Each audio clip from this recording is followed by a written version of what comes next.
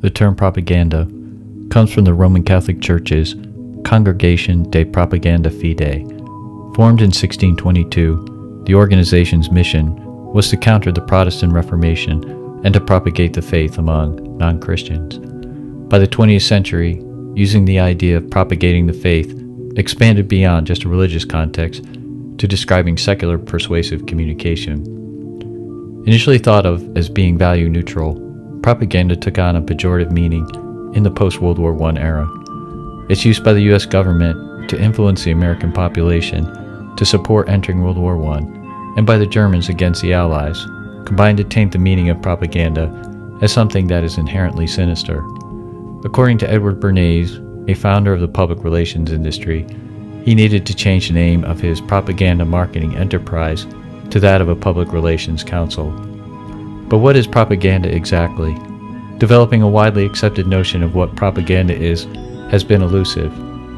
Early scholars struggled to grasp the nature of propaganda and fix a definition that captures its essence. The struggle continues today as it remains a vague concept that is used according to a user's purpose, most often in the context of something that a bad actor does. In this episode, we will be exploring why fixing a definition of propaganda has proved difficult and why it remains a perplexing paradigm. So join me now in the propaganda universe.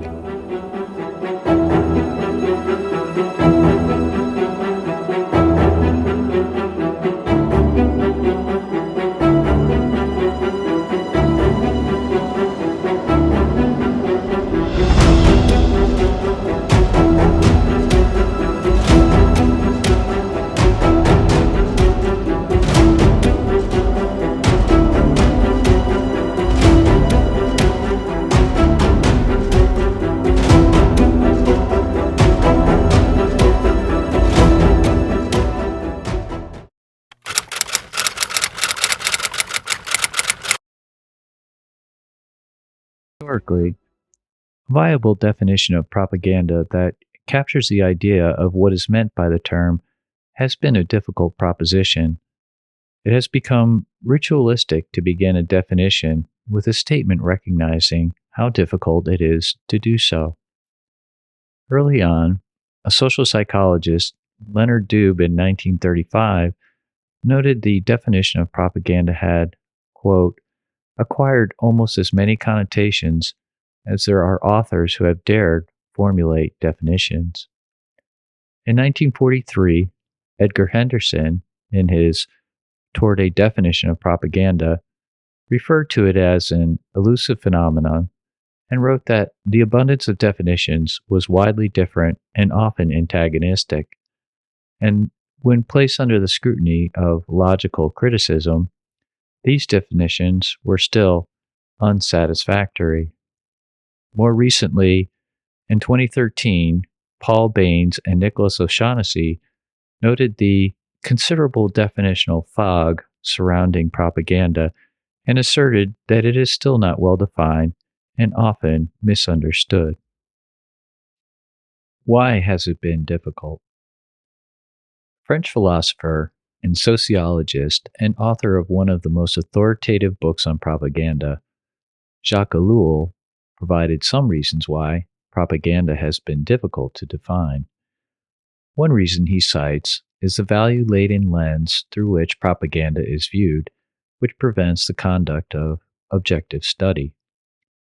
Another is the view that propaganda is composed of tall tales and lies, implying that it is unsuitable for study. A third reason he offers is that understanding the nature of propaganda is exceedingly difficult because, as he describes it, it is a secret action. Ellul even opined that the difficulty in defining propaganda is perhaps why American social scientists had abandoned the use of the term propaganda altogether. To elaborate further on Ellul's notion that propaganda is a secret action, how it is created and disseminated is usually not accessible to external observation.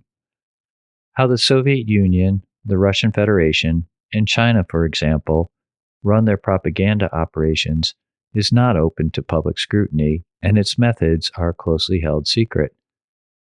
Nor are the propaganda operations of any nation state, for that matter. Doing so would compromise the effectiveness of the propaganda. In the private sector, global public relations and communications firms, such as Burson Marsteller, desire to keep their methods secret through proprietary claims and non-disclosures. Of course, there is also the need for them to keep from public scrutiny their work for unsavory actors or rogue states. Exposure of their clients and methods would compromise their business and potentially lead to its collapse, as happened to Bell Pottinger in 2018 when its activities in South Africa were revealed. While not a propaganda entity per se, social media companies keep it a secret who is paying them to disseminate propaganda and how they are doing it. Because the production and management of propaganda is mostly inaccessible to observation, researchers predominantly make empirical observations from its output. This is most apparent in how propaganda is characterized by the media and the literature's predisposition towards describing propaganda-type phenomena according to the technology or techniques used. These are indicated by the descriptor used in the titles of books, articles, and reports such as cyber, disinformation, active measures, or like war. As a consequence, we are led to think of propaganda in terms of either cyber or disinformation, for example. This is to say that we draw our understanding of propaganda from the parts and not the whole. Propaganda is a much more complex phenomenon that defies being characterized just in terms of technology or techniques. The downside in doing so throws us off track from understanding the problem propaganda poses because we fail to connect the tactics used to a greater design or purpose. Another plausible explanation as to why propaganda has been difficult to define can be found in Michael Sproul's observation that propaganda studies is an interdisciplinary field. The problem that an interdisciplinary field poses is that scholars and researchers tend to view a phenomenon from the perspective of their primary field of study. Leonard Dube observed that sociologists approach a study of propaganda through a sociological perspective, while psychologists used a psychological or social psychological lens through which to study propaganda. Dube noted, however, that any one approach by itself is inadequate. Ellul wrote that in the 1920s and early 1930s, the study of propaganda in the U.S. was dominated by psychological perspectives that characterized propaganda as a manipulation of psychological symbols having goals of which the listener is not conscious. It is worthwhile to point out that in addition to a range of unsatisfactory definitions, an interdisciplinary field of study often suffers from weak theoretical development, as it is not located in a specific field of study. Generally speaking, a field of study contains a range of theories that explain phenomena that are of concern to that field. Good theory helps us to achieve better research outcomes. Scholars and researchers developing theory on phenomena outside their primary field are disincentivized to do so because it does not advance knowledge in their field, and the prospect of publishing in its journals and participation in conferences are correspondingly diminished, as is career advancement. It can be said, then, that our system of knowledge falls short in studying complex phenomenon consisting of a diverse set of interconnected variables that cut across a number of different disciplines, such as the case of propaganda. The fact that propaganda is an interdisciplinary field of study, has much to do with its creation and dissemination. It is important to recognize that the creation and dissemination of propaganda is done by technocrats or technical experts and not by scholars, social scientists, data scientists, or psychologists. Faced with the requirement of achieving results, propagandists are only concerned with accomplishing an assigned task and are agnostic regarding the ways and means by which to do it. To this effect, Ellul wrote that the common characteristic of all propagandas is the driving imperative to achieve effects, and that ineffective propaganda is no propaganda. While not social scientists or psychologists themselves, propagandists take advantage of the latest scientific research to inform their work in the manner of an applied science. Ellul asserts that propagandists become more precise in their application of the sciences and will inevitably surpass scientific understanding due to the need to be effective in real-world contexts. Terence Qualter says that propagandists recognize the potential for the practical application of scientific advances before psychologists and sociologists are able to explain the why or how of something. The large variation in the means and methods used by propagandists can also make it difficult to categorize and define propaganda. Propagandists are generally not rigid in how they approach a task, but instead they are pragmatic in terms of doing what is necessary to accomplish the task. In any given situation, the theories selected and how they are applied differ because propagandists choose their persuasive strategy based on who the target is, their conditions, and what is the desired outcome. Qualter notes that the success of propaganda depends on it being designed according to the particular needs of the situation and the audience at which it is directed. This makes the content of propaganda highly situational and variable. For example, in one case, the propagandist may determine that cognitive dissonance, a theory rooted in psychology, is the appropriate theory to apply, or, in another case, social judgment theory from social psychology. Still, in other situations, communication-related theories, such as agenda setting, priming, or framing, might be used. Ellul recognizes variability when he stated that one type of propaganda will be found suitable in one situation and be completely useless in another.